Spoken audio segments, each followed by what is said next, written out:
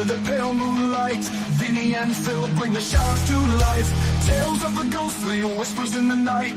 Bigfoot and aliens ready for the strife. The darkness thickens, the air is cold.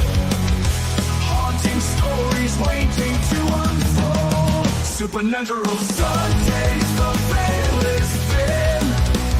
Join us in the chaos, let the night begin.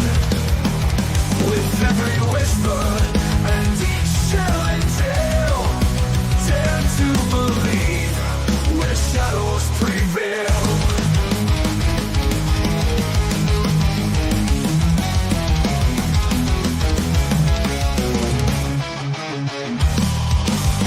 Heavy beats echo through the haunted trees. Demons lurk as the chill hits with ease. But the cast rolling with guests to amaze. Cryptids and spirits were lost in the haze.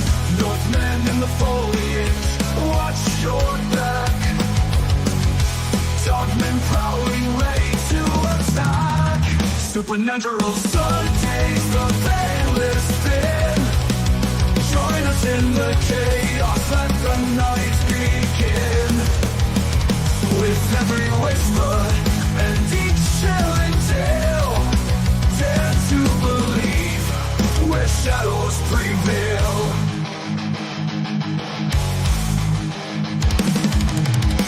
Moving in the foliage, watch your back. Thunder prowling, ready to attack.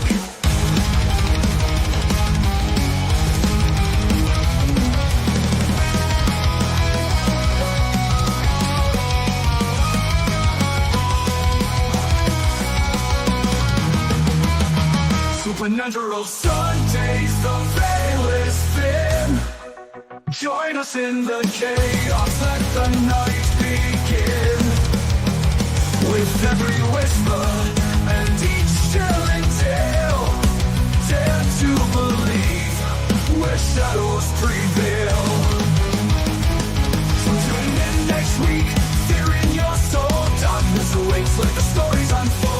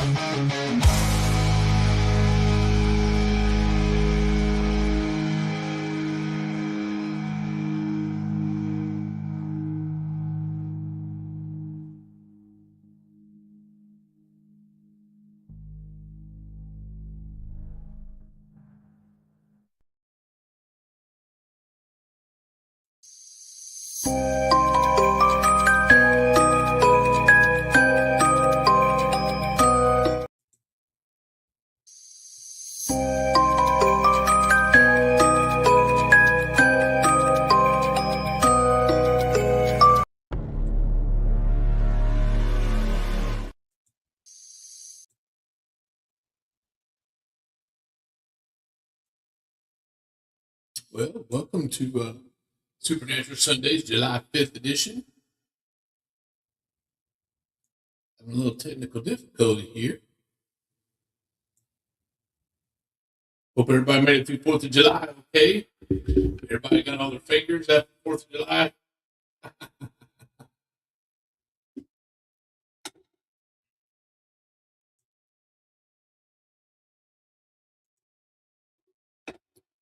Sure what's going on with this thing. They keep changing my software around on me.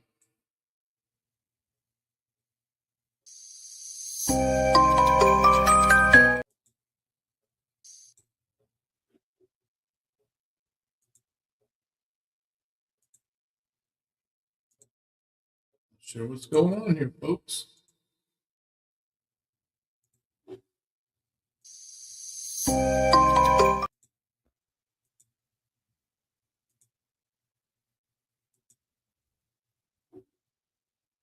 Well,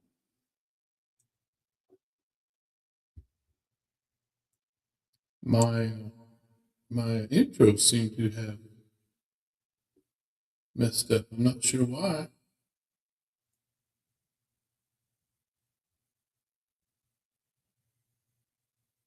Well, let's see if any of my videos are working.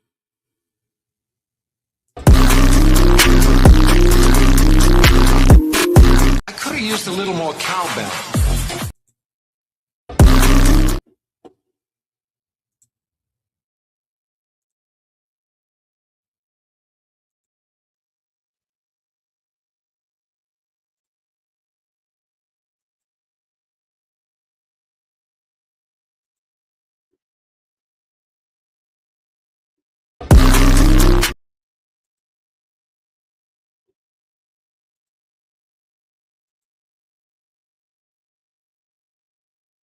I could have used a little more So cowbell. what's going on, folks? I can't, my videos won't play. Nothing won't play.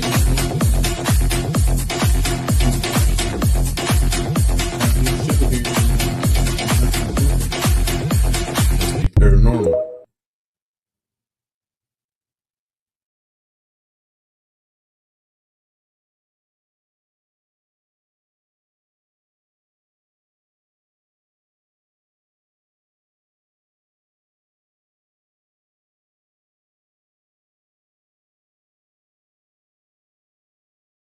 My cowbell's working. I'm not sure what happened there. We got our paranormal para move with the cowbells on it. That thing ever goes off. Our Cammy already says she's running to the truck. Well, let's see if any of my other videos are working. That was weird.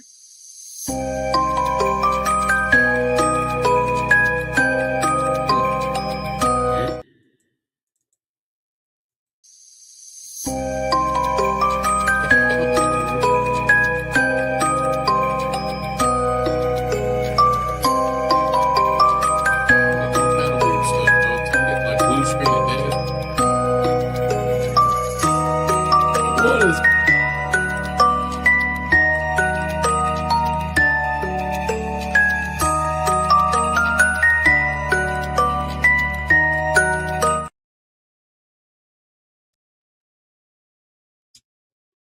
all right, here, let's try this again.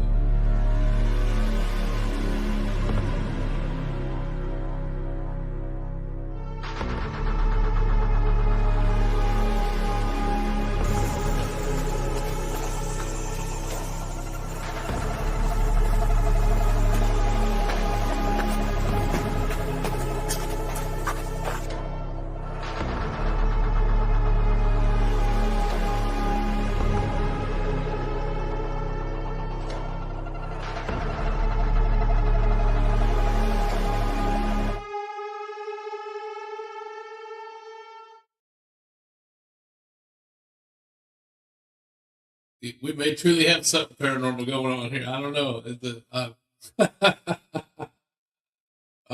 Let's see if this works. Here we go. This is should be our introduction to our news, supernatural news this week.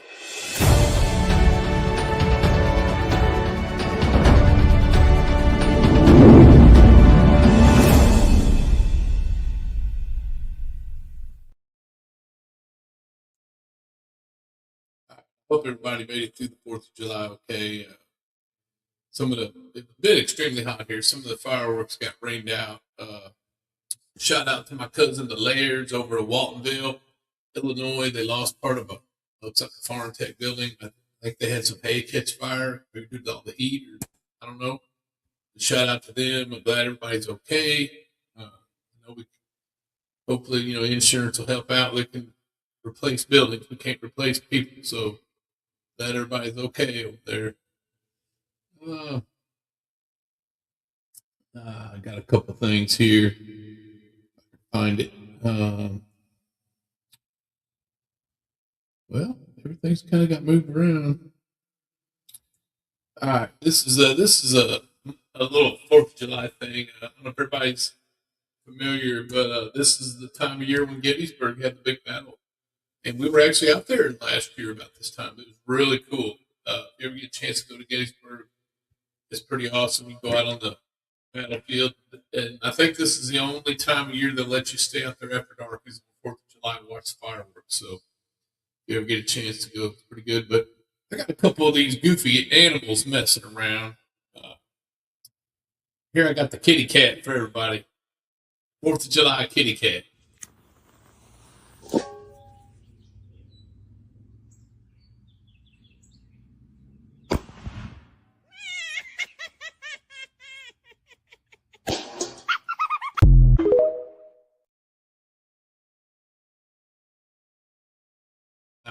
I got one more. This is the dog. This is the dog messing around.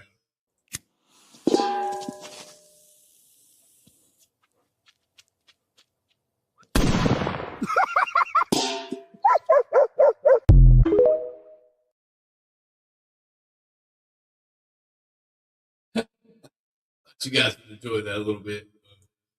Gotta have a little humor in there. Going into our Gettysburg theme, this is probably one of the most paranormal areas in the United States. Probably the most paranormal time of the year for Gettysburg is when they had the big battle around July 3rd week when they sent General Lee back south. So I've got a couple some new Gettysburg clips, stuff that I haven't seen before that I'd like to share with everybody. So check this out. I think they're doing a reenactment. So I tell my dad, hey, pull over.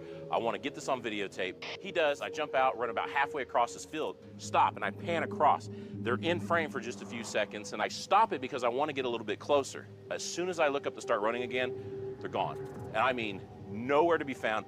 They would have had to move about 300 yards in a second to be out of my sight. There was no possible way. It was at that very moment that I knew that the paranormal existed. And I've been wanting answers ever since.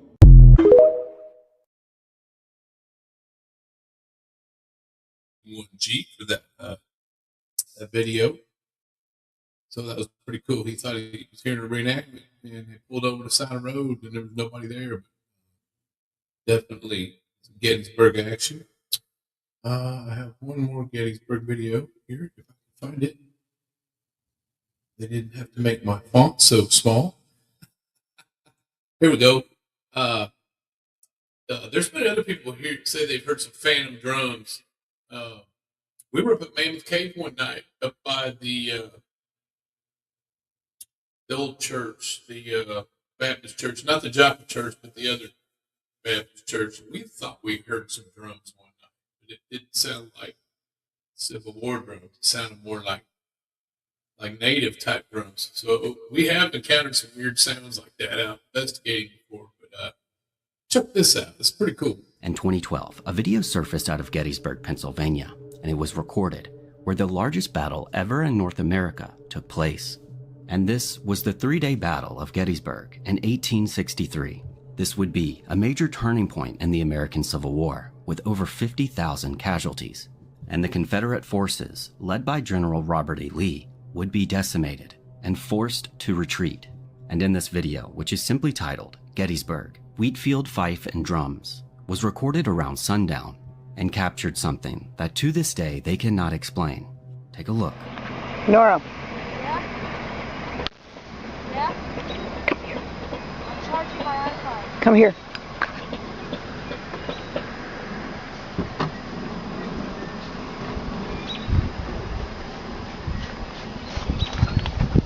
Just stand here. Listen.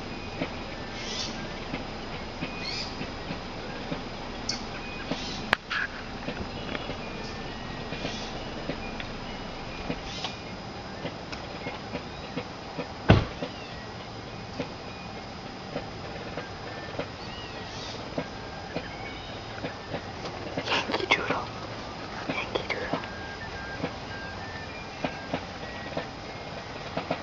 You're the Mussolini.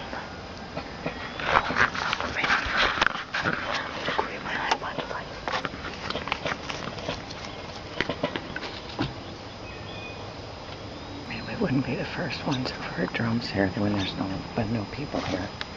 But it's hard for me to believe I'm actually hearing it. Now I wanted to dig a bit deeper, so I found the location on Google Maps. And I can confirm that behind this tree line, that there's no buildings or staging area. And while they do perform reenactments at Gettysburg, the fact that this was at night only raises more questions. But as the video progresses, the sun begins to go down and the drums pick back up again. But this time, they're even louder than before, and it sounds like they're marching towards them.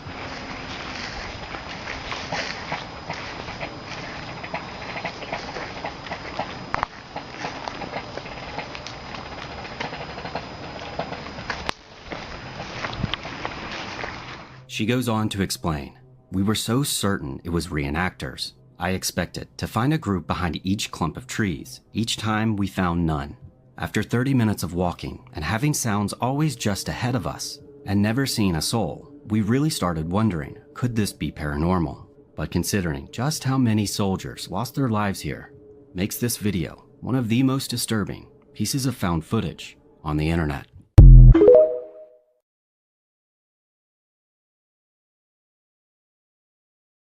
Thanks to Real Horror Talk for that video. Yeah, Gettysburg's really cool. If you get a chance to go, some of those actual drums that they played, they had in battle, were there at the museum. A lot of different artifacts. The museum, I thought, was very well done. They had like cannons. They had some of the guns, the uniforms. They had some really cool stuff where like a bullet hit another bullet midair, and they canceled each other out. They had those on display. It was just really, really, really well done. If you ever get a chance to go, if you're into paranormal or if you're just into history in general, it's worth the trip. The whole town's pretty interesting, kind of like stepping back in time, but kind of a somber feeling there. The other thing I noticed, that video, you hear the drums, but you see a lightning bug every once in a while. But sometimes you'll see something that looks like a lightning bug, but it's, they kind of just float around. Every once in a while you'll see something zipping, and it's kind of like a lightning bug, but I'm not so sure they're all lightning bugs. I think we could be seeing some phantom muzzle flash from guns, because like we were out by the woods there at Gettysburg, and lightning bugs here and there, but then we saw stuff that was kind of like, it was almost a different shade. It was almost like an orange kind of color, and it went really fast, like completely horizontal sideways, and then went backwards real fast, like it bounced off a tree or something, like a ricochet. It was just like that quick. It's so hard to describe it, but if you had been there and seen it, unfortunately, we didn't get that on camera. I was running an SLS at the time, checking something else out on a bridge. But anyway, if you go out there, just keep an eye out. If you can't get on the battlefield after dark unless it's 4th of July, but you can drive around. You can still see on the battlefield. You just can't go out there. So, just there's still bodies out there. There's still artifacts out there. It's hallowed ground, So, they don't want people out there running around with metal detectors. You know what I mean? So, respect it. But July 3rd, 4th, this time of year. Also, 250th anniversary of our Declaration of Independence. Pretty awesome. I don't know if you guys had a chance to see some of the festivities going on all around the United States, some of the other countries. Japan shot off fireworks for us on the 4th. France recognized our 250th anniversary. They had put up on the Eiffel Tower. So all around the world celebrating our country, 250 years. So be proud of our country. All right, let's see. We got some other stuff here coming up. I'm gonna check out some Bigfoot stuff going on here. I think this was an aerial photo, or no, it's a video. Aerial, like they're in a helicopter or something. It looks legit. I don't know. Let's see what y'all think.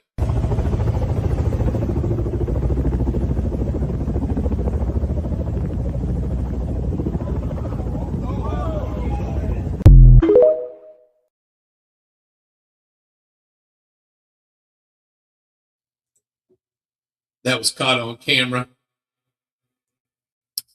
Shout out to caught on camera. Huh? It looked legit to me, like somebody's out in a helicopter and they're like, what is that? Okay, I think I got some more. This looks almost like Patterson Gimlin vintage era film, like the type of camera film they would have been using back then.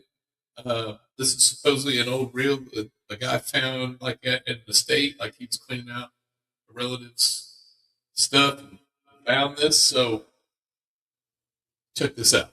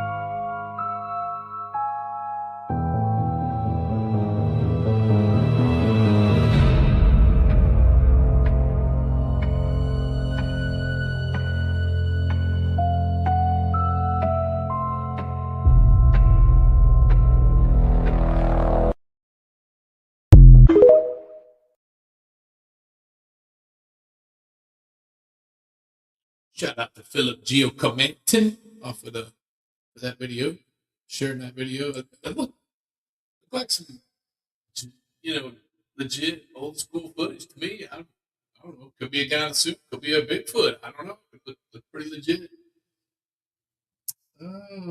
Let's see if I got any more Bigfoot stuff this week. Here's a guy. This is a Bigfoot, just kind of like, he was like nonchalant, just kind of walking along, chilling, like, hey man, I'm just going about my business, doing my thing. So, or it could just be, I don't know, guy in a suit, CGI. You be the judge. Check this out.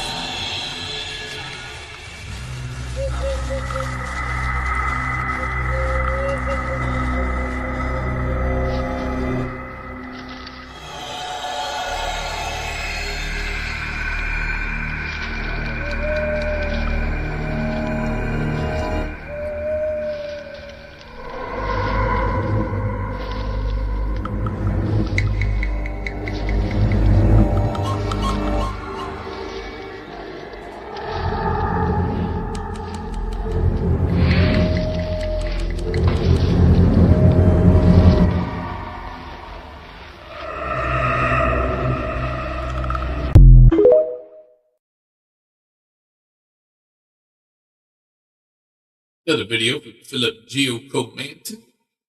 TikTok. I don't know. They look pretty legit to me. I mean, it wasn't like waddling around like a monkey or a orangutan or anything. It was kind of chill, like it acted like it normally walked on two legs. So I don't know.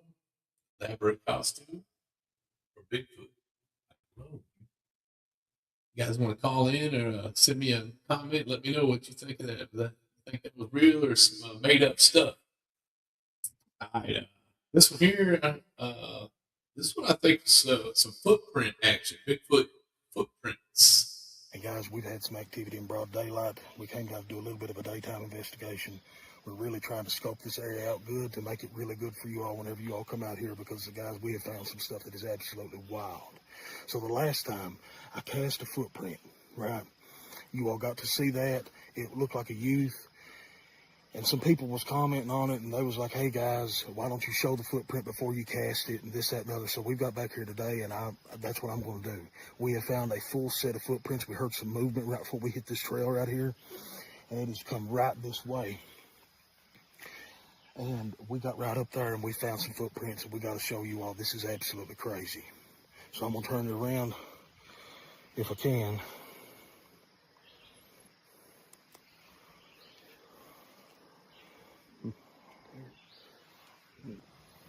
All right, guys, I couldn't figure out how to turn it around, so Jeff's going to hold it for me. All right, so come this way, you guys. We just come right up through here. This up here is really hard stuff. You can't even see our footprints on it. So before anybody says anything about that, you can look right here and see that my footprints do not show up. And I'm wearing heavy boots. So when we get right up here, this land is really soft, man. So come up here and look at this. Look at this. Next to my hand, we're looking at 17 inches long at least. It looks like it stood right here, and then it took off right through there. Look at the stride on that. Look at that. Look, it looks like it stood right here. Look at that. I mean, this is a size 14 right here. So, I mean, you're looking at a 14 size shoe, and this thing is, I mean, it's at least 17 inches, at least 17, 18, yeah. That's what I was thinking. It come right through here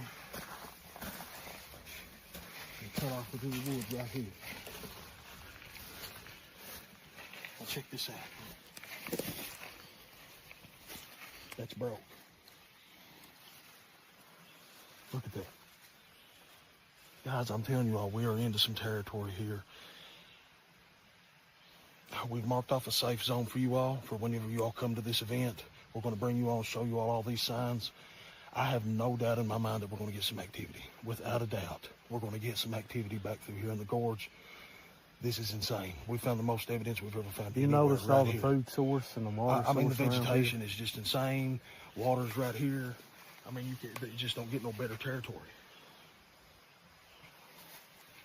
All right, so we're going to cut it off there. We're going to look for some more stuff. We find anything, we're not going to show everything because we want y'all to come and check this stuff out, man.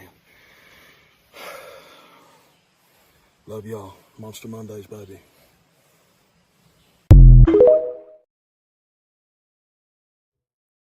Shout out Christopher Howard with Monster Mondays. Some pretty cool footprint evidence. A lot bigger than his size 14. Those guys seemed genuinely convinced that they found some actual footprints. We found a footprint up in Mammoth Cave, and I got a LiDAR of it, picture of it, but I went back to try to cast it.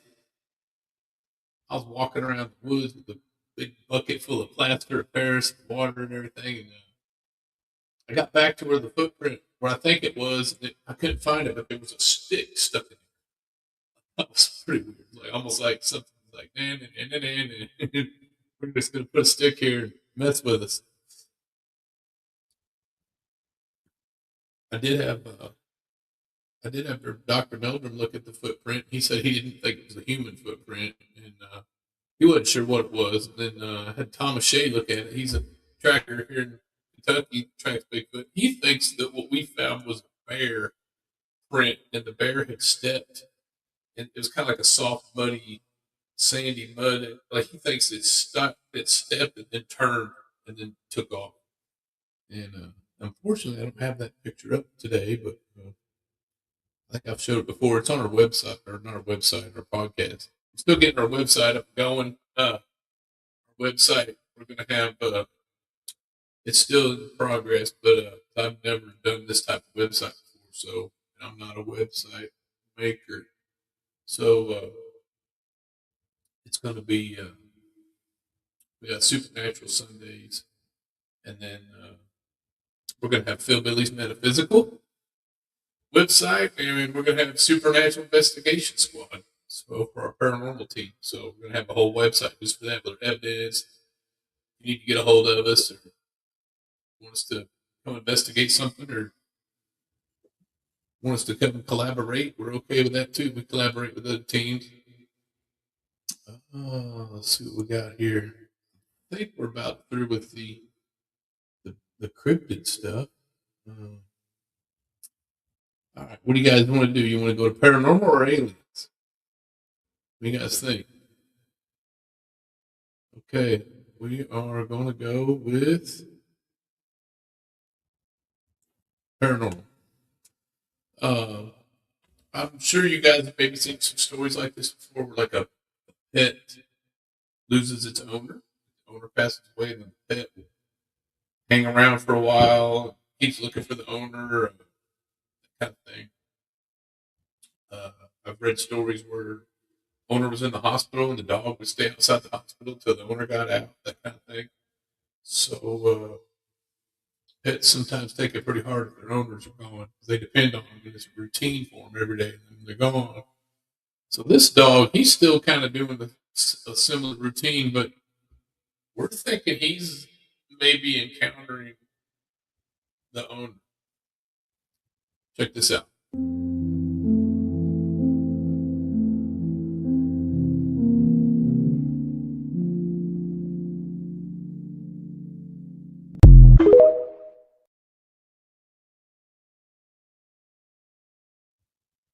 I'm going to roll that again. So basically, this lady's husband passed away, and that was her husband's chair. And the dog, he comes every night about 3 in the morning to the chair, and he looks like he's looking at somebody wagging his tail. So maybe the owner's still coming around. One more time.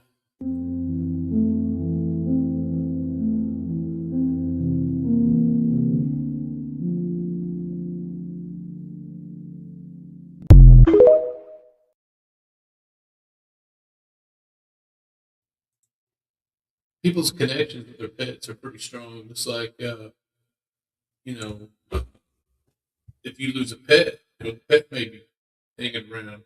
spiritually come to see you. They say when all dogs go to heaven, when you pass away, you get reunited with your pets. A lot of times our pets are more like family than just an animal. They're part of our family. So I can see that genuine connection. If my dog acts like that, and I'm on an investigation, or if he's out and he starts wagging his tail like that in the cemetery or out somewhere, I start taking pictures because I'm like, all right, he thinks he sees a friend, so I'm gonna get pictures. Keep it with the paranormal pet theme. Uh, check this out. I'm gonna call this one Ghost Dog.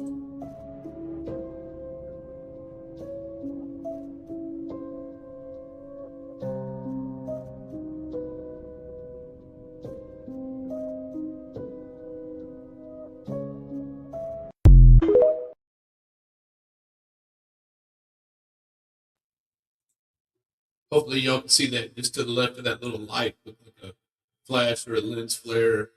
There was like an image of another dog, completely different dog. Let's see.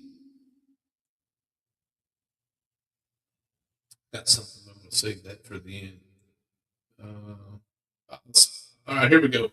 This is not a ghost animal, but with the with the kind of the different weather patterns we're having, and it's our winters are a little milder.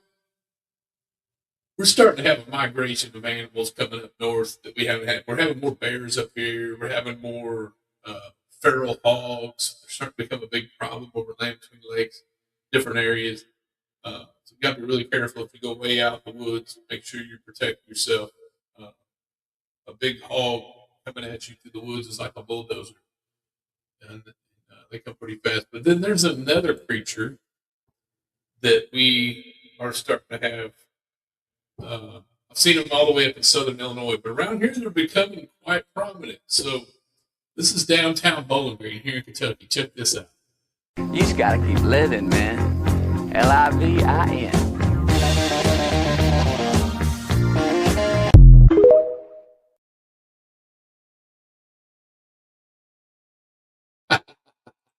I gotta roll that one more time. We affectionately refer to those guys as possum on the half shell. You just gotta keep living, man. Livin.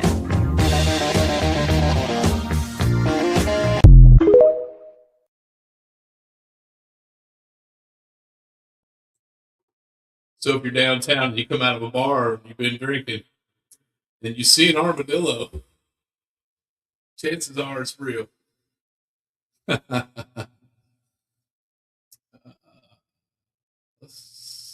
see if I got any more paranormal critter stuff. I think that's all the paranormal critter stuff. We have a this one here.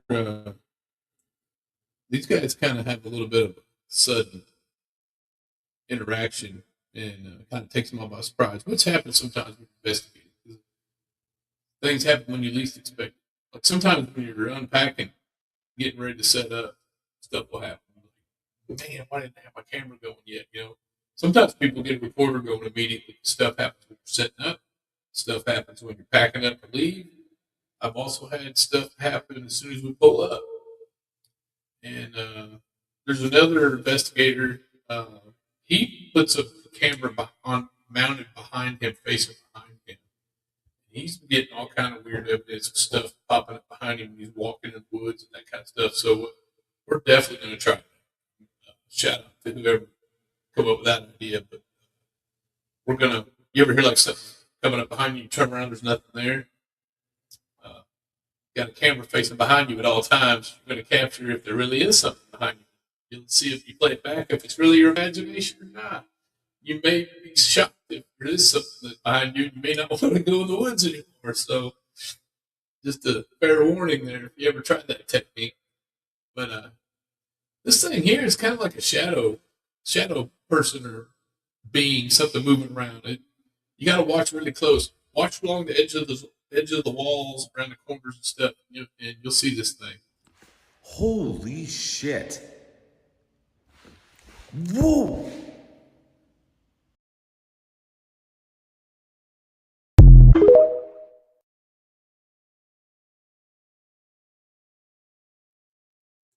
That went pretty fast. I'm gonna wish I could slow these down. I'm gonna roll that again just so you guys, if you missed it, just look real close. You'll see, look where the light gets blocked out, like something's running around. Holy shit. Whoa!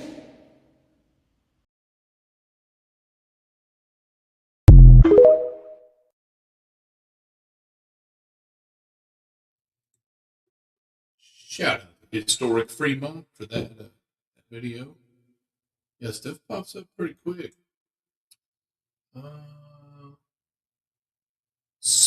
The next thing I want to talk about, they call them a haunted vessel or haunted objects or objects that can have an attachment. And I've got 3 new ladies here with me tonight.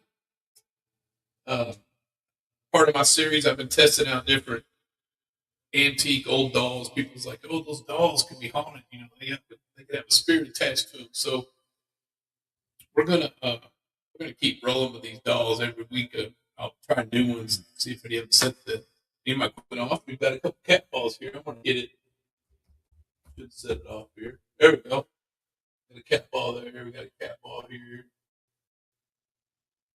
And then I've got some K2 meters, which picks up electromagnetic energy. And so you guys be watching, see if they set off anything. But so far, I've only had one doll that set off my cat balls, and she's done it about 3 times.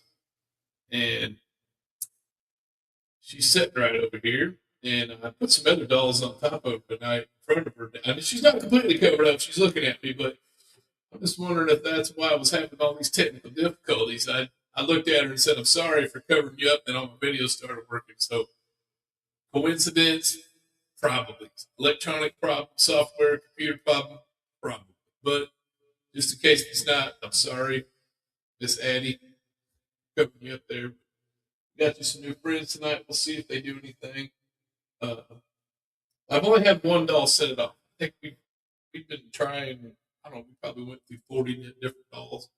We've only had activity on once, and we tried her different times, and it's happened multiple times. So coincidence? I don't know. With that said, we are going to go into these dolls. We've got 2 different doll videos here for you to check out. This one, this is a weird one, almost like some kind of voodoo stuff, and like somebody was able to put the spirit in the doll and all this kind of stuff. And I don't even know how somebody would do that. You'd have to be practicing some pretty weird stuff. Anyway, that's what they're claiming. So check this out. The only doll that they had to put the spirit into was this angel doll, and it was a guy that killed himself. So when they came, they had the doll, and they ended up putting the spirit in the doll and took it with them. And we acquired that doll, and I can't remember the doll's name even. To this day, I can't remember. Tim probably remembers. Zach. But it's a girl. And it's not very nice. It's pretty angry because it's a male and a female doll. I'd be kind of pissed too. Yeah, especially because it's like got a little fairy dress on and stuff, you know. I mean. So you've acquired 4 dolls. And Yes. remind me the name of that one. Zach. So you got Joy, Zach, Zanzibar. Sorry, there's a big old bug that just flew on me. Zanzibar and Faith. Mm-hmm. Yes. Is the lady that you're acquiring these dolls from, she still got some more for you? I haven't heard from her since we. Children. That is crazy. What? I can't hear you. I just told you before we started filming. You did. What did I say was potentially back there? Yes. Children. Kids. Oh. And he said Jesus. children. Oh my God. Specifically, I've been told that there's a girl with like, I'm not sure, but there's supposed to be kids or a child back there that's a little girl with blonde hair around the age of like anywhere between 7 and 10. Oh, wow. Damn. So it's just crazy that that's going to come up. Oh, if you only knew. See, that doesn't scare me. What did he say? I don't know. Shout out to Horrible Clips on TikTok. And it's kind of interesting. They're talking about this doll having a male spirit attached to it, someone who committed suicide, and it was an angel doll, but it was a man. And I think he had some kind of spirit box, something running in the background. So it's kind of interesting. You want to hear? This is something really weird here. This doll, you got to check this out. I never heard of no doll doing this. I mean, I've seen the Play-Doh dolls where you put the Play-Doh in it, you crank it, called the Fuzzy Pumper Barbershop. Back in the day, they had the Play-Doh, and you like crank it, and it makes the hair grow out of his head. Like you cut off the Play-Doh, and then you put it back in him and it grow hair again. And I've seen dolls where you can like fix their hair, that kind of stuff. But this one takes it to a whole new level. A Florida woman says she was forced to send a strange reborn doll to the Warrens Museum after it began growing what looked like human hair. The woman said she bought the doll from a small thrift store because it looked old and realistic. It was sitting on a back shelf, almost hidden, she said. I felt strange when I picked it up, but I still took it home. At first, the doll was completely bald. The woman said it looked as if someone had shaved its head. A few days later, she saw short, dark hair growing from the scalp. I checked it under the light, she said. It was not plastic or thread. It looked and felt like real human hair. She also claimed that strange things began happening at night. She heard soft giggling from the room where the doll was kept, and her dog often stood still, staring at it. My dog would not bark or move, she said. That scared me more than anything. Feeling unsafe, she contacted the Warrens Museum and sent the doll away. Museum staff later placed it in the same room as Annabelle. Since then, the doll's hair has reportedly grown faster, and people at the museum say they have heard loud arguing and fighting sounds at night. The woman said she is relieved that she sent the reborn doll away so quickly. She believes keeping it in her home could have brought her serious trouble. What do you think?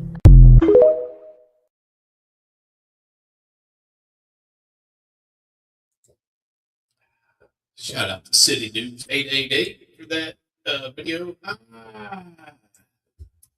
I don't know, because I didn't see anyone actually saying, hey, I'm the person with the doll. By the way, it's real hair. I saw two different colored hair dolls. One had red, short hair. One had dark, curly hair.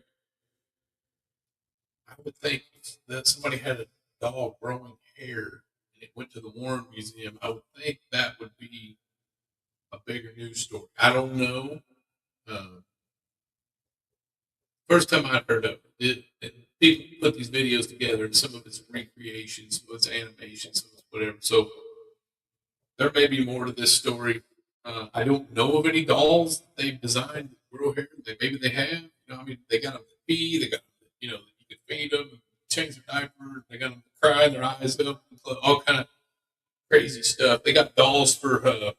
They got these childbearing classes in high schools now. It's like a little doll like that. They got to carry it around, and it, you know, it's electronic. It cries. They have to feed it, take care of it just like a real baby. And so they do have that, but I don't know of any of them that grow hair. Maybe I'm completely wrong. I don't know. I collect these dolls, try them out, and see if they have any kind of paranormal attachments to them. I did that, but there's that. I don't know of any. None of the ones I have grown hair. I've got some where some kids have cut some of the hair off. It never grew back. So I think that's all the dolls. Have you ever been on an investigation and something tell you to leave? We have. We've had stuff tell us to leave. We usually we play back, on you hear it on a spirit box, that kind of stuff. I don't think I've ever even got an EVP, but we have had stuff on our equipment. And my clairaudient Gary has heard voices, things telling us to leave. But this one is a disembodied voice, which is basically if you can hear it audibly with your own ears, no electronics, no apps, no devices, no recordings, no playback. You hear it with your own ears. That's a disembodied voice. So that's what's going on here. Check this out.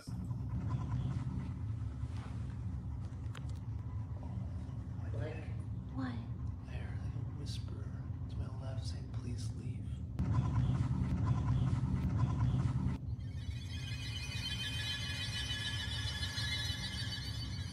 I ain't fucking kidding.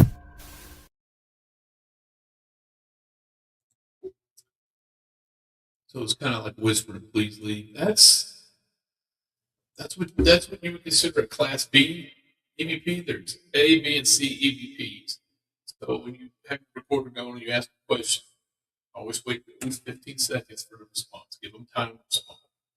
You're talking to something that's in another dimension. You don't even know what you're talking to. So give it time to respond. But a Class A is very clear, very audible, a voice just like you or me.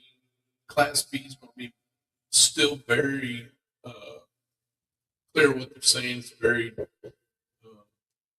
negligible what they're saying, but it's going to be a whisper. Your Class B is more like a whisper. Class C is just you get a response, but it's just like a noise. You don't know what it is, but you got a response. So that's a Class C. That was definitely a Class B. It was whispering, please leave.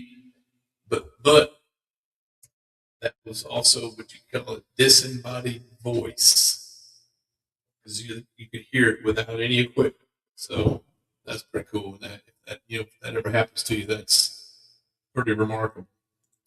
I got a comment. Can you explain what different crystals are and what they're used for? Okay, so thanks for that. Shout out Jeff Malone 273. There's crystals that bring in energy, just like regular quartz. There's white quartz. Like on this here device, I've got a pink quartz. Different colors are attributed to different type of energies. There's black obsidian. It's not really a crystal, but it's a rock. There's black tourmaline. Got some black tourmaline here.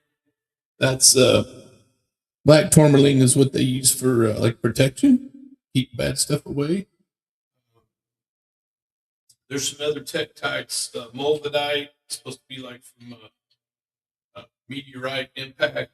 Your tektite is when a meteorite hits and it turns the ground like little pieces into glass that they blast out. Since it came from outer space with the energy from the universe, so to speak, all that energy supposedly trapped in those fragments, those tektites. So tektites are considered universal energy. So if you're trying to bring in universal energy, tektite is probably the best thing for that. They're kind of like bumpy, look like glass. Different crystals give off different frequencies, vibrations, natural vibrations. Some people are very sensitive to that. Some people aren't. It can bring in energy.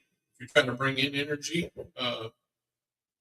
very sensitive people sometimes they'll hold a crystal in their hand and they feel like a buzz. They'll feel like a tingle. They feel like their body's interacting with it. That's a frequency that they're interacting with. And like for myself, I'm not very sensitive. I can pick up the same rock and I'm like, it's just a rock.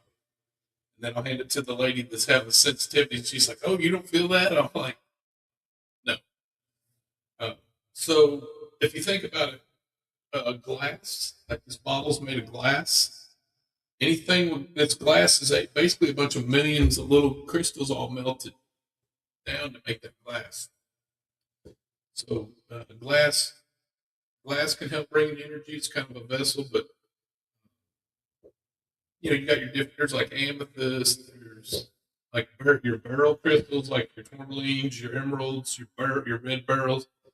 Those are all your emeralds. Those are all a beryl, Beyrl. I think that's how you say it. Those are a different type. And then everybody knows about your zodiac signs and your birth stones. And those stones are supposed to be associated with that month of the year and may or may not help you. Some stones are supposed to be calming, like for anxiety. Sometimes they mix it with copper, supposed to help with arthritis, that kind of thing. Other stones are supposed to help with like anxiety, depression, protection. If you got a piece of tourmaline, black tourmaline is probably one of the best. Set it out in the moon when it's a full moon, and the moonlight helps charge it up.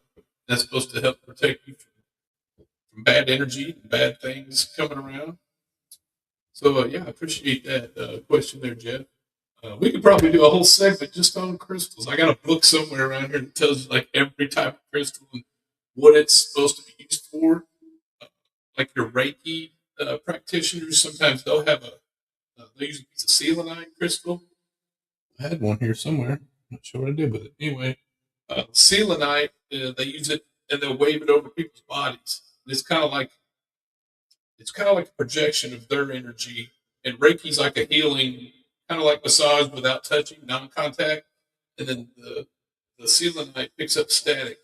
It feels like static electricity when it goes over you. Your hair will stand up. Then you'll feel something pop in your shoulder. And like, what was that? Like, oh, you got an energy blockage or whatever. We're all basically water. We have electric going through our bodies and frequencies. The Chinese, Reiki, they've tapped into that. They understand it way more than we do. But appreciate that question there from Jeff. Yeah, but a lot of your Reikis, they'll mix 4 or 5 different stones together because each one has a different function. So, yeah, you'll see like a piece of selenite with about 5 or 6 different pillared stones on it. That's usually for protection, for using healing, that kind of thing. Let's see. Another paranormal.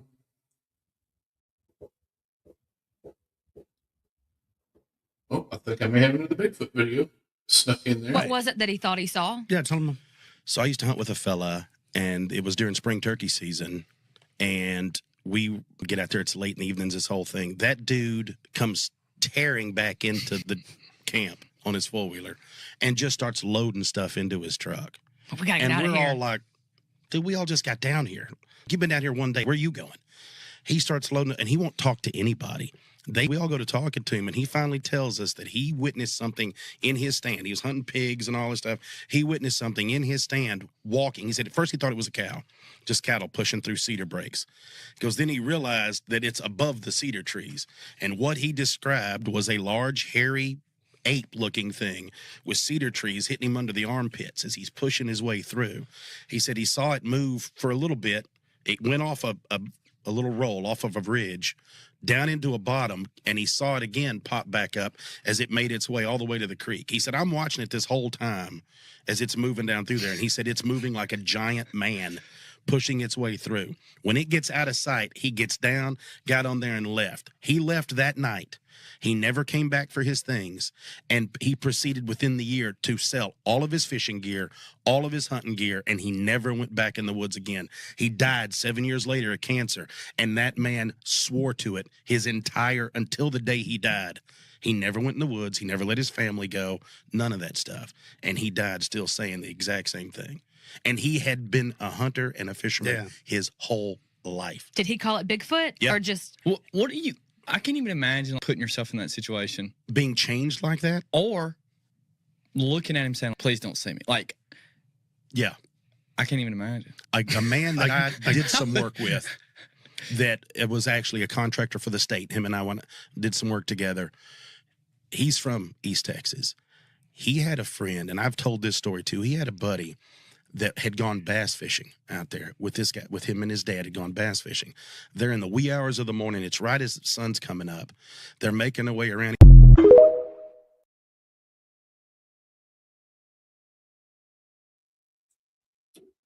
Shout out to GSGGE327 for that video. Pretty good story there of a hunter. I used to drive a truck with a fellow by the name of Paul Francis Thomas. He used to be a sheriff up there in Bloomington, Illinois. And shout out to his wife Dixie if you're out there.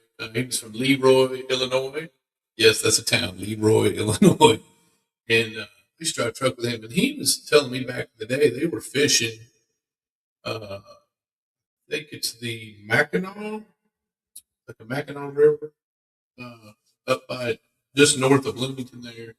Central Illinois, and this was back in the 50s. And so he said they were fishing one night, him and his partner, and he was like his deputy. And they saw this thing come walking up on the opposite riverbank, just come walking up there, standing there. He said it was about 8-9 foot tall. He called it a hairy man. And they were just kind of like froze, like, what do we do? You know, he said then it got in the water. They thought it was coming across their side of the creek. And it got about halfway in the creek and turned He said it just started walking down in the middle of the creek, and he said it got deeper and deeper. He said this thing just got deeper and deeper, and it just went under the water. And they didn't stick around to see where it came out or where it went or nothing else. I guess Bigfoot can hold his breath and go underwater just like we can. So he said it smelled really bad too. He said it smelled like old blue mud, and like swamp smell. And they left. They left their fishing poles, their tackle boxes, everything. They just hauled ass out of there. And he said they didn't come back for about 3 days. He said they came back in the daytime with their shotguns, their service revolvers. They were in back to back, and they went real slow, watching each other's back to go back and get the tackle boxes and fishing poles. He said they never went back, and he was an avid hunter and fisherman too, and he would still go hunting and fishing, but it freaked him out so much that anytime he would go out and he liked to deer hunt, and anytime he went out in the woods after that, he always had some plaster of Paris in his backpack. He said, like, I know these things are real now. He said, I can't unsee what we saw. And kind of freaked him out a little bit. So he was still, like, he'd be shaking telling you about it. This guy was, whatever happened to him was very traumatizing. That's what a lot of people don't understand, That's probably why a lot of the videos are shaky. People are freaking out, man. But, you experience something like that, it's very traumatizing. And this guy was in his 60s. He was still, like, following like it happened yesterday. Just still, he's shaking and freaking out about it, and his voice would change. And he would always carry plaster with him after that, just in case he found a footprint. He could get a casting of it, And yeah, he's not with us anymore, but he was always a good partner. And he was a sheriff for a long time, but I used to tease him because he was the man. He had 3 first names: Paul, Francis, Thomas. They were all biblical names. So, shout out there to if any of his family's watching from Leroy. But it very similar encounter, very story. He didn't quit fishing though. Let's see what else do I got this week. We've got. We've been having a lot of storms coming through, different weather phenomena. My mom lost a tree, a big walnut tree here about a week ago, and my dad lost a hickory. He's lost 2 hickories this year. So up there in central Illinois, they've been having some bad storms, tornadoes, and whatnot. So luckily everybody's okay, but I'm gonna have to bring in the tree crew, those tree trimmer guys, because these trees are huge. But it's time for some weather phenomena. Let me know if this has ever happened to you, if you're out fishing or out doing anything and you've had some really crazy weather like this. Watch this.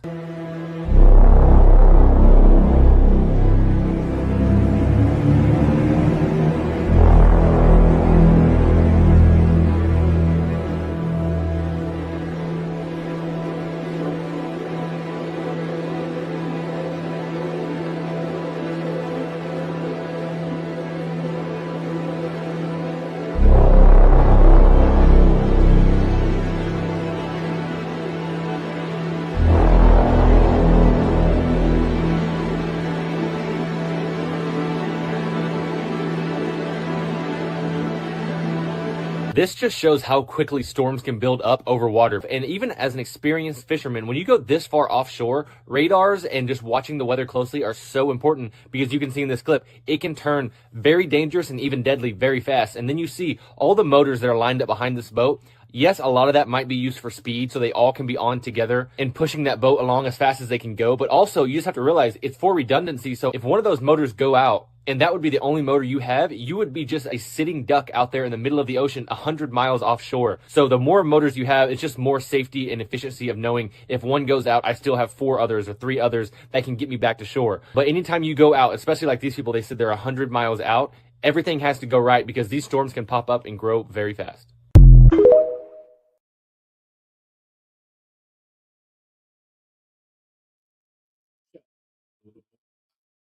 Video, that storm, that came up awful quick, man. That got super dark, super fast. I agree with redundancy. I've had times where I had one boat motor, and something happened to the boat motor. couldn't get it going, conked out, run a trolling motor, a little battery powered trolling motor, be trolling motor, and then the trolling motor battery went dead, and I'll be rowing back in. I have my two arms are my backup plan. I don't go that far offshore with my little tiny boat. I'm not risking it, but even if you got multiple motors, I'd say you better have multiple gas tanks, or in case one get a leak, or your gas leak out, you better have another gas tank, have a redundancy for your gas to get back to it. Maybe another form of getting back, have a sail you could put up, something to get back. Like Gilligan, they're always stranded out there trying to figure out ways of getting off the island, I think if they would have took all of Mrs. Howell's clothes and sewed them together, they could have made a big sail and floated back to Honolulu. Anyway, they have a lot of clothes for a 3-hour tour. Let's see here. This one, I think this is some kind of demonic stuff here. Check this out. All right, I need your help to tell me if this photo I'm about to show you is a demon or not. So this was taken in a house in Appalachia. A guy I know was actually remodeling the place, and he would always hear weird noises coming from the kitchen especially, and it would really freak him out. He didn't live here, so he would, work late at night and all of a sudden start hearing things. And he took this photo when he was out in the yard one day, and he noticed later what he actually caught. So in this photo, you'll see something that you may think is a reflection at first, but it actually is not. There's nothing around to reflect. There's no kind of light fixtures or anything on the inside. So I'm curious what you think, but he actually had a prayer team come over, and they found several things in the home that they felt could potentially hold a demon, and they had some rituals to remove the demons from the home. But I just thought this was really creepy but really interesting at the same time. So what is it?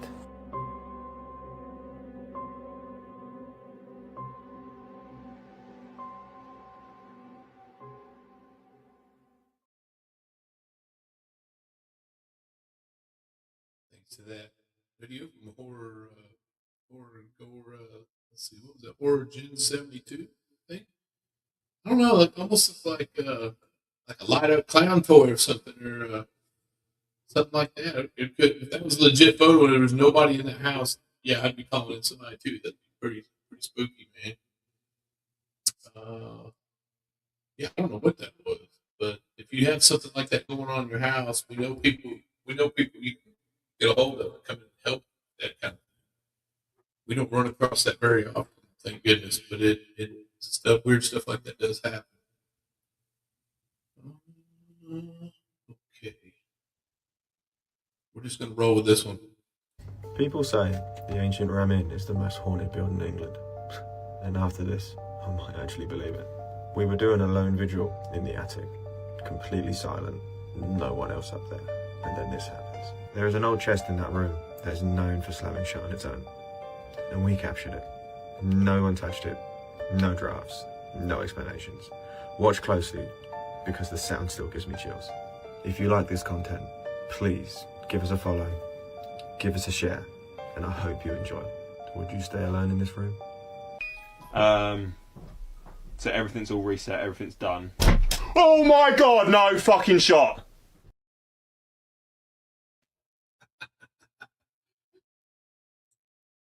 Righto, mates. Beyond the Veil Paranormal over there in England, the Ancient Ram Inn. I have talked to other people that have been to the Ancient Ram Inn. They said it was pretty active. That trunk lid came right, it like popped down, I don't, maybe it was just like barely lashed and it came on down. Pretty wild. Yeah, shout out to our brothers there, Ancient, or Beyond the Veil Paranormal. They want some, share, so we just shared with everybody. What do you guys think? Do you think something shut the lid on that trunk, or you think it just fell? There was no vibration, nobody stomping around, nothing going on. So that looked pretty legit paranormal to me. I think that was probably a really good capture of those fellas, and they looked like they had a class act. They got their soundproof booth and everything going on. They looked like they were legit investigators, so it looked like they were trying to play no monkey business or anything. So shout out to those guys. They look legit to me. Oh, let's see.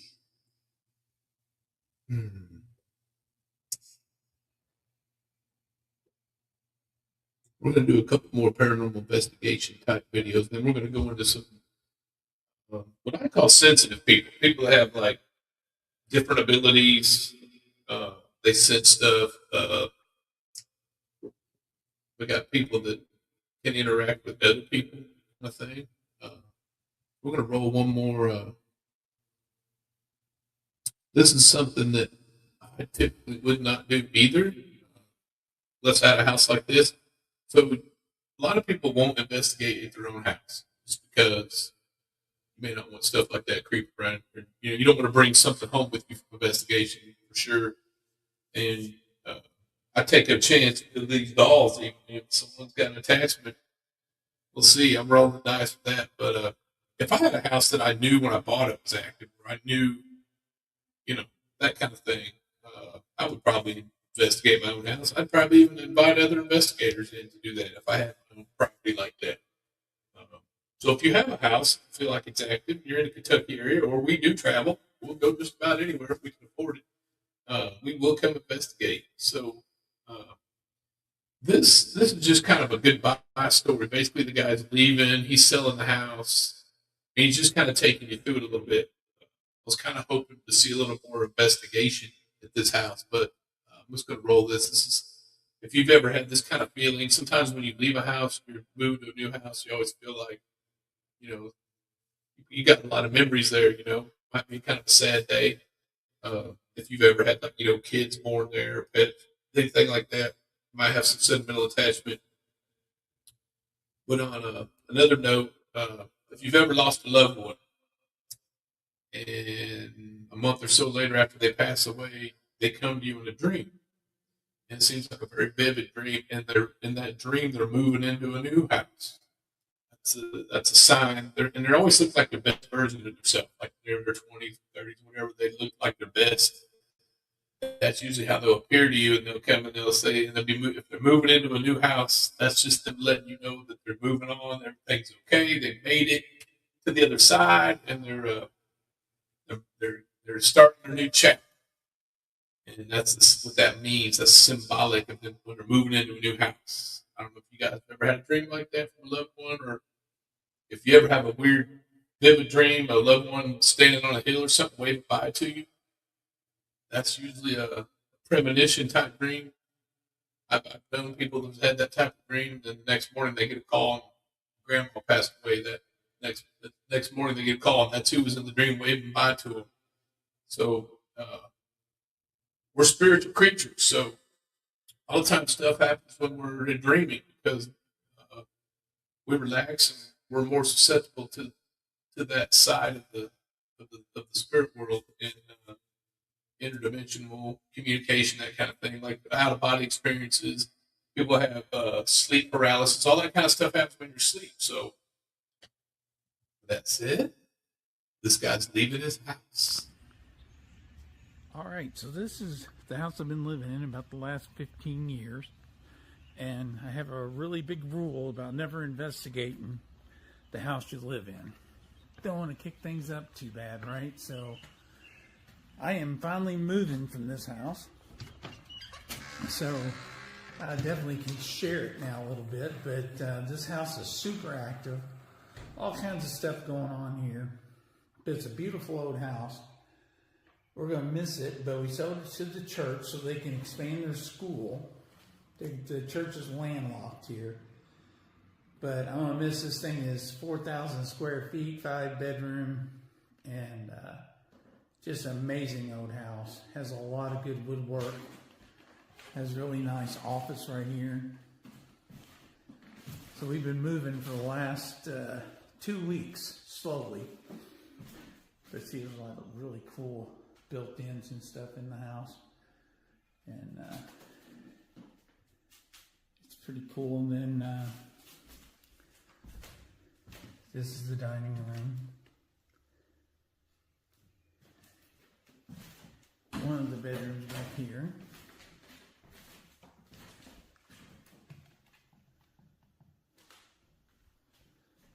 guys are coming over to help me pack the rest of this stuff up, and we're going to do a paranormal investigation here tonight and see what happens. But this is the bottom floor, bathroom there, and the kitchen, which we haven't got anything moved out of the kitchen yet, so we're still working on it.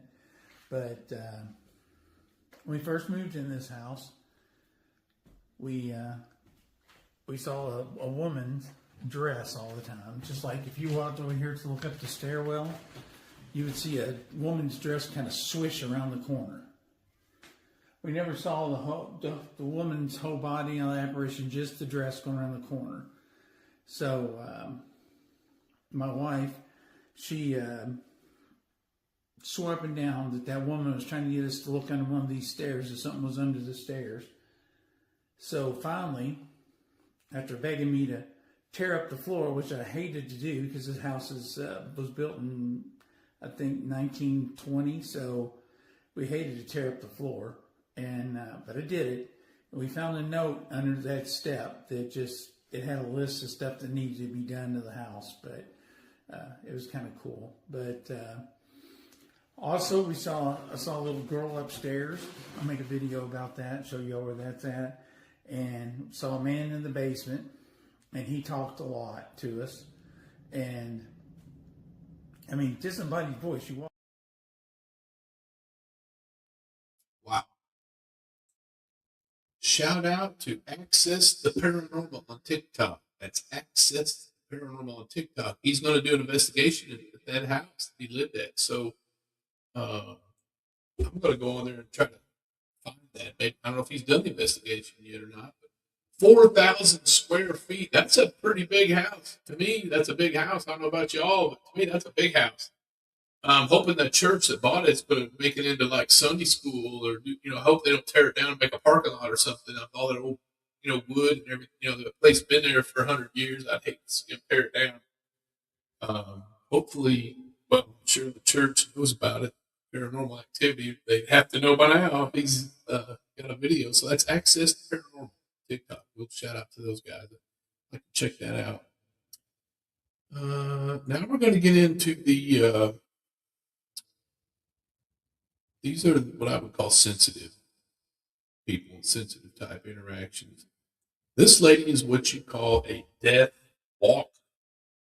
I don't know if you know anybody who's ever claimed to be a death walker, explained death walker. So basically what they do is they communicate with people who's passed them, who are lost or confused, and they're like, what do I do now? It's like my friend Gary, he can hear spirits, different things talking to him. And if they seem like they're confused or come to him for help, he always tells them, go to the light. He's like, go to the light. And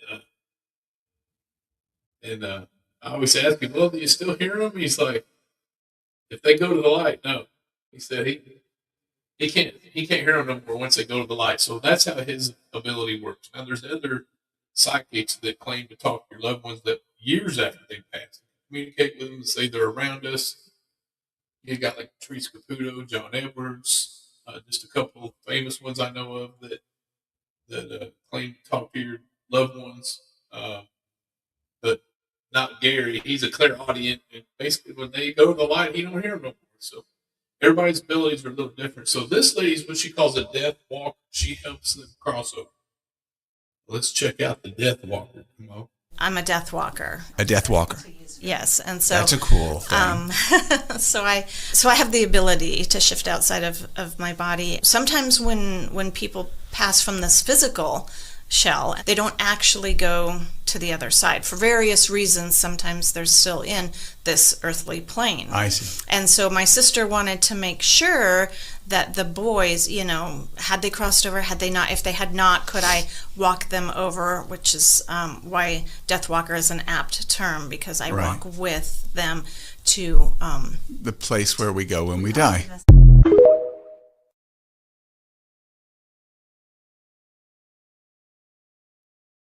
Realizational ABP on TikTok. Thanks for that video. So she's a death walker. So I've been on some investigations with sensitive folks. One lady I know, a Reiki practitioner, and there was a little boy that she claimed that was there, and she was helping him cross over. And then it was very emotional for her. Like after he, made it where he was supposed to be going, she just started crying. She just completely got emotional. We're like, "Are you okay?" She's like, "Yeah, I'll be okay." But she goes, "He made it," and then she felt that he's kind of empathic, feels her feelings and everything. So she got real emotional from that. I've been on investigations with other people that just like start crying all of a sudden. Like, "Are you okay?" Like, it's really sad. There's somebody here with depression that I'm feeling, kind of thing. So your empathic people will pick up on that sort of thing, and they have to protect themselves quite a bit since they pick up on a lot of people's emotions. Sometimes they have to just kind of go home, just shield themselves from everything, and take a nap and recharge because they feel everyone's emotions. So it can be very tiring. An investigation where you're dealing with a lot of energy and different spirits, that kind of thing. A lot of emotions. A lot of times the next day they'll have almost like a hangover. They call it paranormal hangover. Sometimes if it's been a really intense investigation, I'll check on my team the next day, make sure they're all okay. Some of them will have a headache. Just woke up like they've been drinking all night and they hadn't touched anything. It's just they call it paranormal hangover. So it's a real thing. Okay, this one's kind of interesting. So I don't know if you guys have ever heard of like 911 getting a call, and they're like, there's nobody on the line. Like, come to this house. Finally, they check, and nobody's lived at that house for like 5 years, but the address is popping up, and the police go out there and they find somebody or whatever, that kind of thing. I call them phantom callers. If you get a text or you get a call from somebody who's passed away, here you go, phantom call. In 1994, a dead man called a parapsychologist on the phone and she recorded it. Disturbingly, that recording still exists and almost nobody has been willing to believe it. You won't want to miss this one. On the morning of January 27th, 1994, a 67-year-old woman named Sarah Estep was sitting at her desk in her office in Maryland doing paperwork. It was about 11:45 in the morning, and then her phone rang. Sarah picked it up, but before she could even get out a hello, a voice was already coming through the line. It was a man's voice, and it said, "This is Konstantin Radeve." Now that name meant something to Sarah because she was a parapsychologist, and she had studied the work of Konstantin Radeve for decades. She knew exactly who he was, and she also knew that he had been dead for 20 years. But Sarah did not panic. She didn't drop the phone, she didn't hang up. Instead, she calmly reached over and she pressed record on a tape machine that she kept wired directly to her telephone. For someone in Sarah's line of work, that was just standard practice. You always kept a recorder handy in case you ever caught something worth keeping. She spoke and asked a simple, direct question. "How are you, Dr. Radeve?" But her own question didn't make it onto the tape because the recorder had only just started rolling. But his answer did. I'm as fine as a dead one can be. Dear Sarah, thank you very much for everything you did for the propagation of the voices. We tried and we succeeded in building this bridge to the States. You are one of the first who are contacted by this meaning. Thank you very much for all the work you did. We are very proud and honored that we could contact you. I must interrupt now. This was the first contact. This was Konstantin Radeve speaking. Thank you so much. Now, who exactly was Konstantin Radeve? Well, he was a serious academic. This was a man who had studied across all of Europe. He had been a student of the famous Swiss psychiatrist Carl Jung, and he had worked as a university professor, and he was a devout man of faith. By every measure, he was a serious, credible person. But the thing Radeve became known for, the very thing that Sarah Estep had spent decades studying was a field called EVP, Electric Voice Phenomena.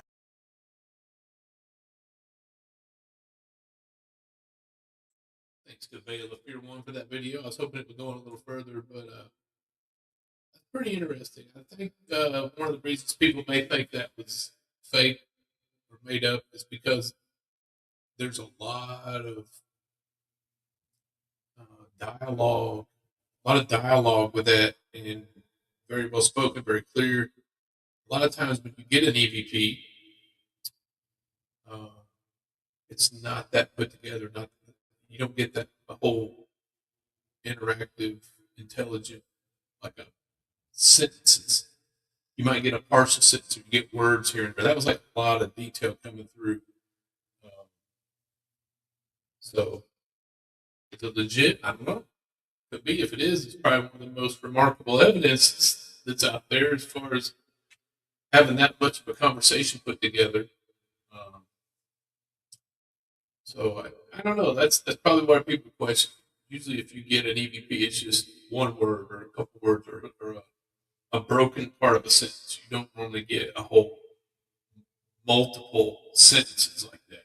Complete sentences, very clear like that. That's all like Class A EVP. So that's probably why people are questioning. Because if you've been out investigating quite a while, like we have, you don't normally get that type of response. Even on like a spirit talker, or I'm sorry, a spirit box, or some of these apps that are out there, different devices, even like your Oculus, sometimes you'll get one or two words, or you'll get a spirit box, you'll get one word or a couple words. You never get like full blown on sentences like that. All very detailed. So, if anybody's ever got any evidence where it's like a whole complete sentences like that, multiple complete sentences, we'd love to hear them, because we've never heard anything like that. And if you do, we would love to go to that location. Let's see. Okay, this one here's pretty. This is a big one. I'm not sure if you all have heard of remote viewing. You ever watched that show? I think George Clooney's in it. I think it's called The People Who Stare at Goats. So the whole premise of it is they're like remote viewers. They can kind of go into a meditation, like a meditative state, and they can actually in their mind go to other countries or other places. They call it remote viewing. They can project themselves in that area. They'll tell you what the building looks like, where the doors are, that kind of stuff. I know some different psychics that use that technique to help find missing people, help solve cold cases, where they can put themselves in a house. They can tell you what room, what closet, under the bed, very detailed stuff. And they've actually had remote viewers try to view stuff on different planets, Mars. Sometimes there's a target in an envelope, and they're just focused on whatever's in that sealed envelope. And when they get done with the remote viewing and all the stuff that comes through, then they'll reveal it to them. The practitioner will say, "Here's the person you were viewing. Here's the area. This is the location." And this is the first time I've ever heard anybody remote viewing this person. If you're a Christian, this is the person. Did you ever encounter any religious figures in your experience with remote viewing? Oh, yeah. Like who? Yeah, but not tied with ETs or anything like that. Were you ever tasked with looking into the Buddha or Jesus or Muhammad? Absolutely, yeah. Mm-hmm. Which one of those? Two that were most meaningful to me. One time, well, I think we already mentioned that one of my fortes was mental excess. And so I was tasked a lot of times with doing personality profiles, or even deeper than that, getting the plans and intentions of foreign leaders. And personality profile is just where you give a personality profile of. So I went over one day, and they said, we have a personality profile for you. And they gave me the coordinates. And just almost immediately, I said, this isn't one of the bad guys. And my monitor said, well, you're tasked with it. Go ahead and do the session. By the end of that session, I was just feeling like I was glowing. And my entire summary on that session was, whatever evil you think this guy did, he didn't do it. This is a good guy. And in that session, I found myself, again, with the perfect side integration. I was standing there, and this little Jewish-looking guy was standing in front of me in a modern business suit. And we didn't talk so much as just, related to each other and all that. And I felt just dirty in front of this guy. And basically what he let me know was, whatever evil you've done, I've seen a whole lot worse. Whatever good you've done, I've seen a whole lot better. And I don't care. I like you anyway. And when I came out of the session, that's what I knew. But what I wrote was, whatever evil you think this guy did, he didn't do it. This is a good guy. And that's when the monitor opened the envelope, and our director had written the word Jesus on it. Wow. Shout out to Professor Doom X for that video. That's pretty cool remote viewing. I've never heard anybody remote viewing Jesus before, but there you go. Whatever evil you thought he didn't do it. Pretty sure, I don't know that he never did any kind of evil stuff, so he dealt with it. Oh, all right, I think it's this one here is kind of cool. I was talking about, if your loved ones pass on, they come to you in a dream kind of thing. This is a pretty famous guy. He just passed, and shout out to Jack here. We like Jack. We'd love to investigate with Jack sometime. Anyway, check this out. You still talk to him? You talk to your father? He's coming to you now? No, it's not that. We just, it's been just weird dreams. Like, all my kids and me and my wife, everyone's just been having these, dreams where he's, popping up. But I believe that. And I believe that's a great, I personally believe that. And the dreams have been, from what I've read, from what you've said, just him being happy and saying, I'm okay. Don't worry about me. He hasn't said anything out. He hasn't said anything. He's just been smiling and laughing. Sometimes too, when you hear it from younger kids, they say that they're more intuitive and more in touch with that. So when you hear it from younger kids, because you said your kids have had dreams and stuff. Then my youngest daughter has been having a lot of interactions, we'll say. What? Tell me. She just keeps saying. How old is she? She's 3. And what did she say to you? She's like, he sings to me at night. And really? Yeah. Wow. And how do you respond to that? It's because I'm like, okay, you just being a kid, is this your so I'm like, oh, that's awesome. What's he singing to you? And I kind of, I don't make a big deal out of it. But yeah, it's I'm supportive of it, but it's weird because I instantly go, just having kids, they have imaginations and stuff, but she's saying things which I'm like, how do you know that? I haven't said that. Shout out to SN Podcast 53. Howie there interviewing Jack Osborne. Pretty cool. Having a little Aussie interaction. If anybody out there that's had any kind of interactions with Ozzy after he's passed, let us know. We'd love to hear about it. That's pretty cool. He's coming to check on the grandkids and the kids that are having some interactions. Kids can see stuff, and animals too, that we can't. They're a lot closer to the veil, so to speak. They can see things we can't, so that's pretty cool. Jack's kids are interacting with the grandpa there. Let's see what else I got here. We got the remote viewer. We had Jack Osborne. We got. All right. Now, I was talking about people with different abilities. This one's what they call. There's different types of vampires. There's vampires that bite on your neck, drink the blood out. There's different animals like vampire bats. To me, the worst kind of vampire on the planet, I wish they would eradicate them, is ticks. To me, a tick is a vampire. It bites you, it sucks your blood out. It's a vampire. Come on. So there's people that will literally suck the energy out of you. They call them energy vampires. And sometimes I think like you're dealing with people who have issues and can't deal with a lot of stuff on their own and always come to you for help.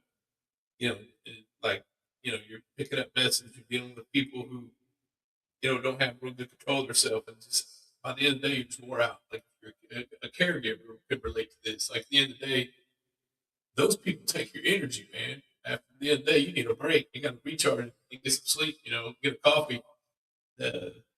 So a lot of different things sap our energy, but these folks are referred to as energy vampires. They're taking your energy. So check this out. I can put my video done moved on me here. Here we go with the energy vampire. So one of you guys is asking me, what is an energy vampire and how does it affect you and what can you do about it? So let me talk about energy and how it flows so you guys understand what is energy and what is an energy vampire. Because yes, some people are, but it's not exactly what you think it is. So if you hang out with someone and you are someone that has high energy and you're always like, you're just feeling good all the time, your magnetic field is very strong, and you come and hang out with one of your friends. So you're here, this is where your energy is, and this is your friend, okay? And you guys decide to have coffee together and talk, and all of a sudden, while you're talking to your friend, you might feel like your energy is dropping. And your friend loves hanging out with you because every time they hang out with you, they come here. You guys need to find an equal level of energy. But this is not happening because your friend is like siphoning energy from you. No. Energy flows to an equilibrium. This is where it likes to be. So if you hang out with people, and if you're someone, let's say you're an energy healer and you usually have a lot of energy, most of the people you hang out with are going to drain you. First of all, you're a giver, so you're giving energy, right?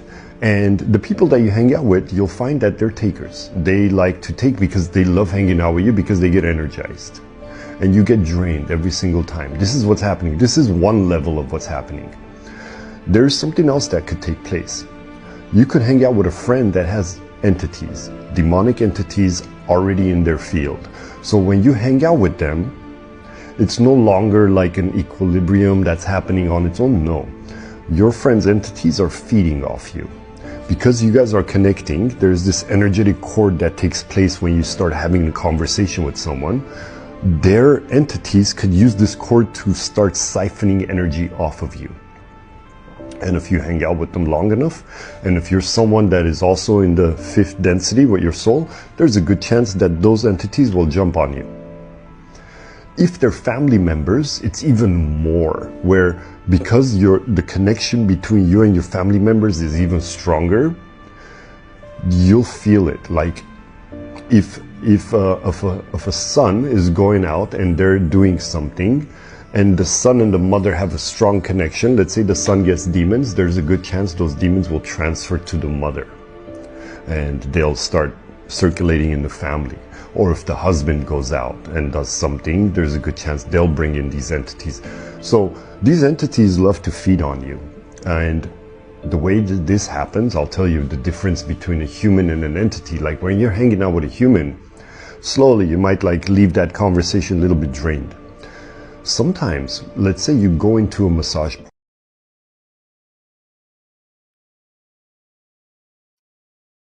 Wish that would played a little bit longer. Thanks. Shout out to Ruben Mystic.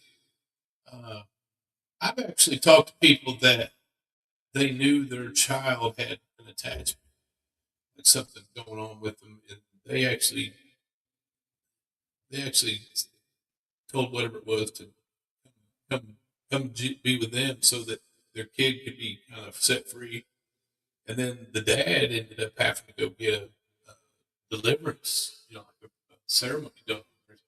The Catholics call it exorcism. More of your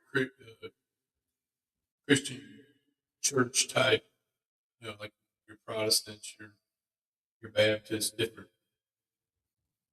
non-Catholic Christian based. We'll call it a deliverance. They're going to go do a deliverance ceremony.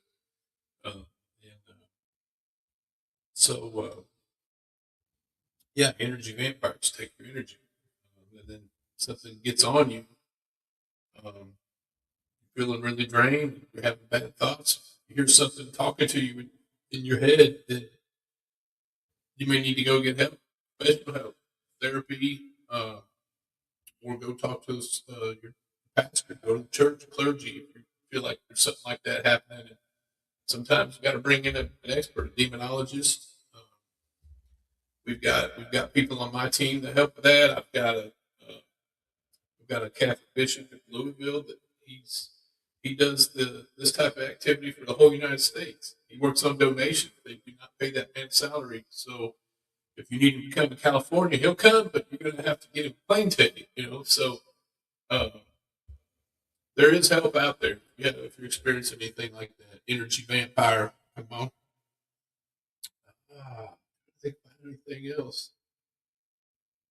It might be time. We may have to talk about. I got one UFO video this week. Then I got something special for everybody.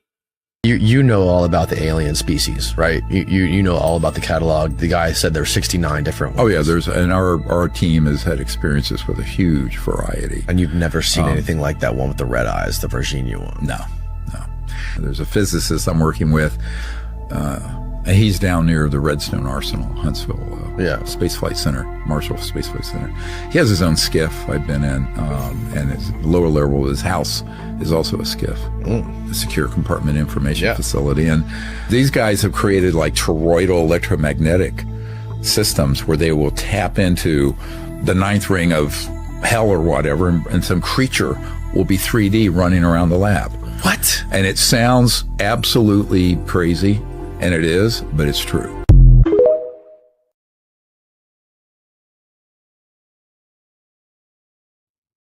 Shout out to mind_trick. That's pretty cool. Skiff. I wouldn't mind going to one of those skiffs and seeing when the creatures pop out. I have a very special video this week, if I can find it. Okay, so I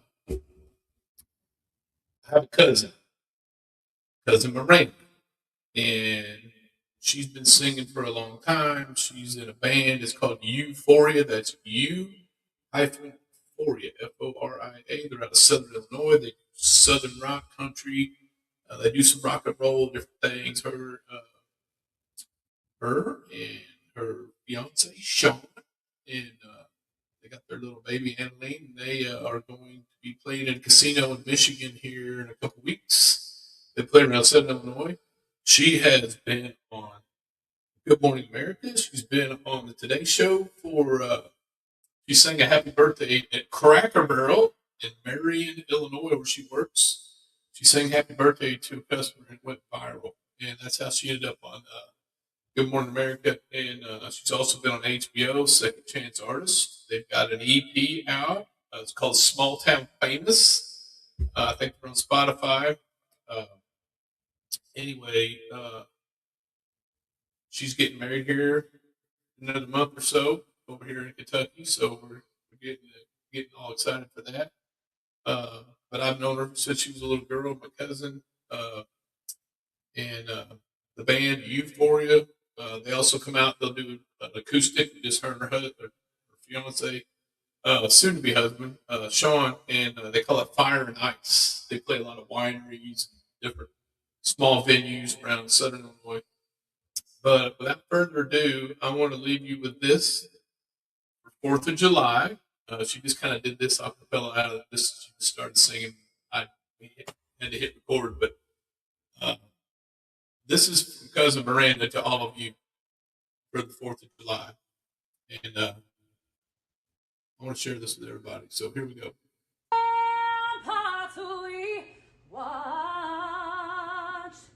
Were so gallantly streaming, and the rocket's red glare, the bombs bursting in air, gave proof through the night that our flag was still there. Oh, say does that star-spangled banner yet wave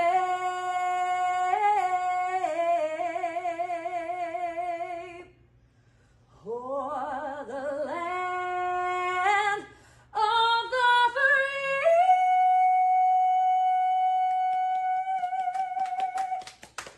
and the home of the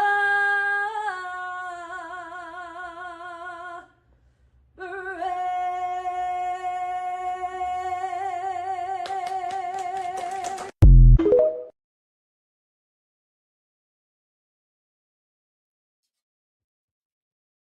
Shout out to Cousin Miranda Wilmore.